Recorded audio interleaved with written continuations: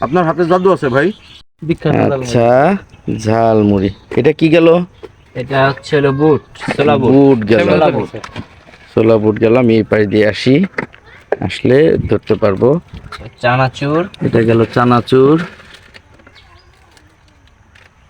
চানাচুর। তারপরে তারপরে এখানে হলো যাবে হচ্ছে শসা, সালাদ। হ্যাঁ, সালাদ। সালাদ দেওয়া হলো বিট লবণ। বিট লবণ, ওকে।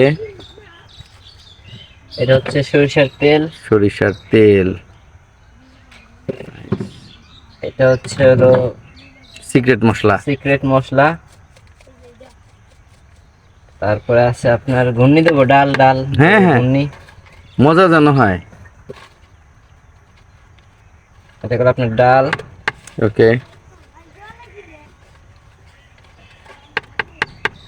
তারপরে আপনার হলো মেন মশলা এটা। মেন মশলা। এটা এটার মধ্যে কি কি আছে? এটার ভিতরে অনেকগুলো সিক্রেট আছে। আচ্ছা, অনেক সিক্রেট আছে না? জি। আপনার নামটা? আমার নাম মোহাম্মদ নয়ন শেখ।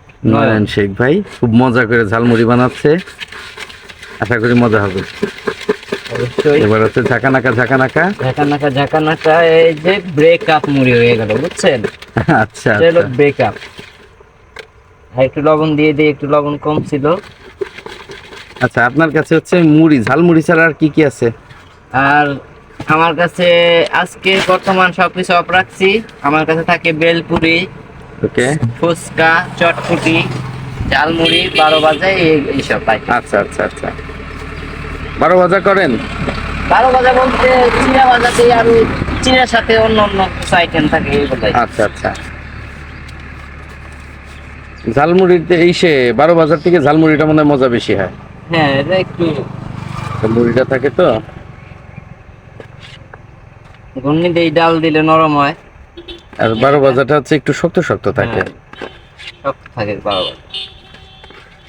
আচ্ছা, এটা শেষ করার পর আমাদের একটা 12 ভাজাও বানাই দিবেন, আচ্ছা, স্পেশাল। এই যে ওইটাও ভিডিও হবে। দুইটা। আমার খাওয়া হতে থাকলো না। দিছে হচ্ছে এই যে ভাইয়ের হচ্ছে ঝালমুড়ি, আর এটার সাথে একটা চামচ দিছে। একটা চামচ। সুপার। আপনার হাতে জাদু আছে ভাই।